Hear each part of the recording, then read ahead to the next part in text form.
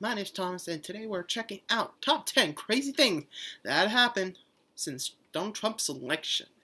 Now, I haven't seen this, but this uploaded recently, so I figured I'd get a chance to react to it and see what actually happened since then.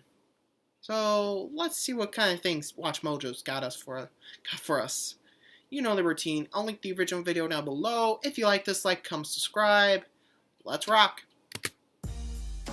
2016 was an election year full of surprises, and the shocks continued even after the votes were counted. You are fake news. Sir, go ahead. Can you stay categorical? Welcome to WatchMojo.com, and today we're counting down our picks for the top 10 crazy things that have happened since Donald Trump's election. Before we begin, we publish new videos every day, so be sure to subscribe for more great content. For this list, we've looked at unexpected or just plain crazy things that happened between Donald Trump's election victory and his inauguration as President of the United States of America. We're going to start saying Merry Christmas again. Number 10. Healthcare reform. Already? Much has been made of Donald Trump's apparent U-turns on major policies since his election to the White House. One such rethink involves healthcare. On the campaign trail, Trump railed against the Affordable Care Act, also known as Obamacare, and panned Hillary Clinton's plan to grow the program, which was designed to ensure that more Americans would have healthcare insurance. However, after his election, Trump said that instead of scrapping Obamacare altogether, he would keep some aspects of it. Perhaps more importantly, while many members of the GOP wanted Obamacare repealed ASAP, Trump went against them by revealing that he thought the program should be repealed only once an alternative was developed. If you repeal it and before you replace it, when millions of people could lose... We're going to do it simultaneously. It'll be just fine. What's more, a consequence of gutting Obamacare would be damage to Medicare, which is a program the campaigning Trump had said that he would protect as president. Bottom line, expect things to continue changing. Number 9. Wall or fence? It's not a fence, it's a wall. Mr. Trump's campaign proposals to build a wall along the U.S.-Mexico border made controversial headlines around the world. A big, beautiful, powerful wall. His insistence that he would get Mexico to build and pay for the structure further polarized American opinion. But post-election, in an interview with CBS's 60 Minutes, Trump said that he sees, quote, certain areas of his wall being more like a fence. Would you accept a fence? For certain areas, I would. The apparent softening of his stance hadn't yet spread to all of his hardline immigration policies, however, as plans to ban or deport significant numbers of undocumented immigrants look set to still go ahead. By early January 2017, the plans changed again, as Trump's transition team expressed their desire for Congress to pay for the wall, not Mexico. Although they still might insist Mexico reimburse the cost. Number 8. Taiwan and the One China policy. It's pronounced China. Following Trump's victory, analysts began predicting major diplomatic shifts and a so-called New World Order. The changing times quickly came into focus when Trump took a call from Tsai Ing-wen, the president of Taiwan, becoming the first U.S. president or president-elect to speak to the Taiwanese leader in almost 40 years. The phone call sparked warnings of a diplomatic crisis, as Trump appeared to ignore the decades-old One China agreement between America and China. The policy means that the U.S. and China effectively agree that Taiwan is part of China, despite the fact that the Taiwanese government claims it's an independent country. Trump's actions do mirror his campaign promises here, as his rhetoric toward China and current U.S.-Chinese relations was consistently hostile. Hey, I'm not saying they're stupid. I like China. Number 7. Trump says he doesn't want to hurt the Clintons. The foundations for our next 180 were laid the very night the Republican candidate won his place in the Oval Office. The Hillary Clinton email scandal dogged the Democrats' campaign, and Trump said he'd have her, quote, locked up because of it, should he become president. Because you'd be in jail. However, in his victory speech, Trump immediately got off Clinton's case, thanking her for her service and insisting that America owes her a, quote, major debt of gratitude. Since then, the incoming Trump government has distanced itself from the idea of jailing Clinton, seemingly adopting a water under the bridge attitude toward the issue. Well, I'll tell you what I'm going to do. I'm going to think about it. Sounds like they're While playing some movie downstairs. onlookers feel it's fair, it may seem like a failed promise for those whose chants of lock her up resonated around some Republican rallies in 2016. That plays great before the election. Nah, we don't care. Number 6. Cabinet appointments. Oh. Perhaps most controversial of Trump's appointments was Steve Bannon as chief strategist and senior counselor, as the former Breitbart executive chair was a proponent of the far right. Rex Tillerson as Secretary of State raised eyebrows because of reported business ties to Russia's Vladimir Putin.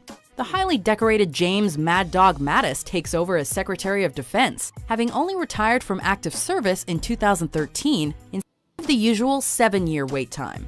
Homeland Security's John F. Kelly has historical links to the running of Guantanamo Bay. Noted climate change skeptics Rick Perry and Scott Pruitt will oversee U.S. energy and environmental protection policies.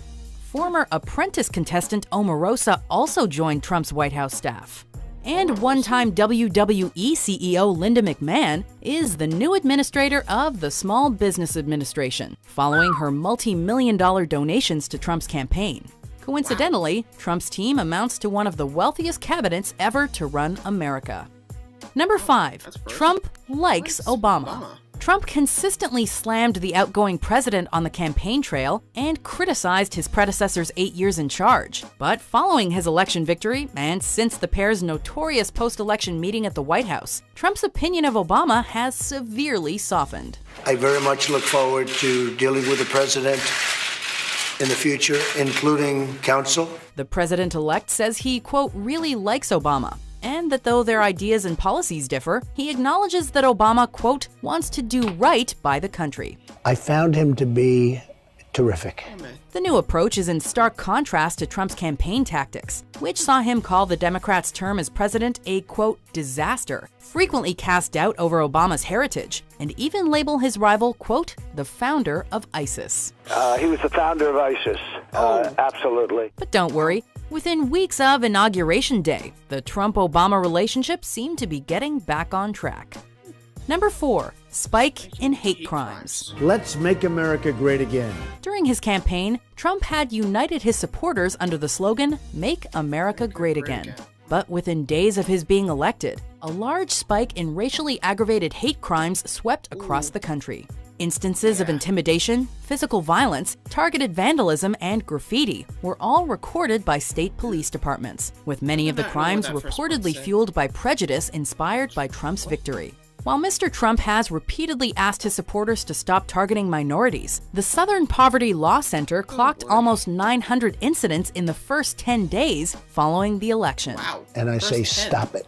In his victory speech, Trump said it was time to, quote, bind the wounds of division. Within days of his winning the presidency, it became clear just how important that sentiment was. I say it is time for us to come together as one united people. Number 3. Refused intelligence briefings.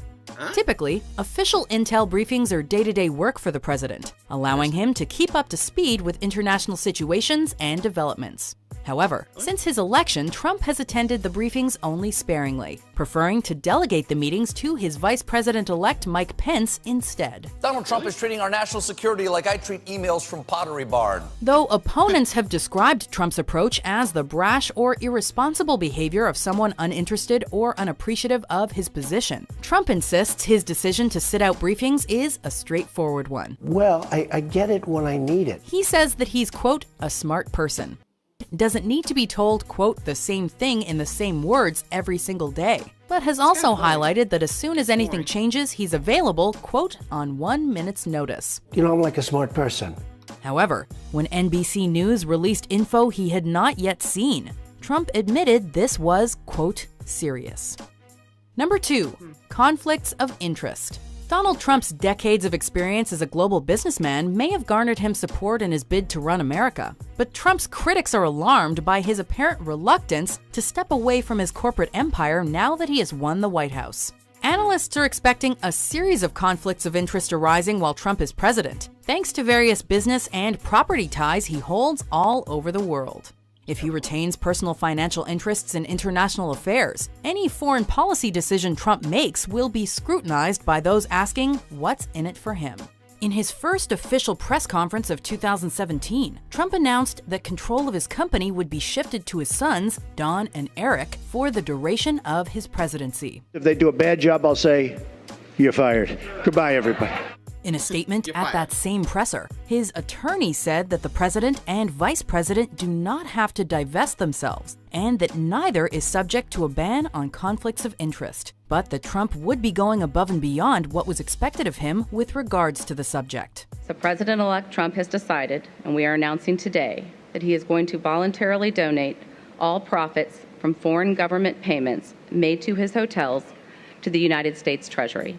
Before we unveil our number one pick, here are some honorable mentions. In the aftermath of the election, employees there are now reportedly taking on CEO Mark Zuckerberg over this very issue. Markets worldwide reacted strongly to the election of Donald Trump. The stock market has surged since November 8th.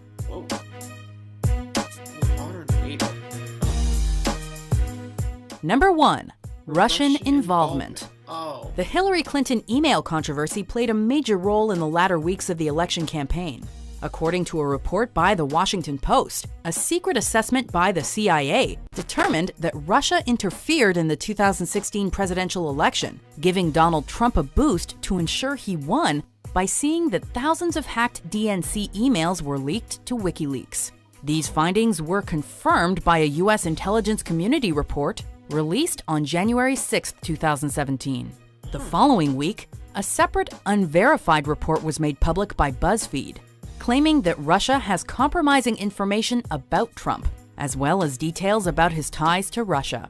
In his January 11th press conference, Trump dismissed that report as fake news and a political witch hunt.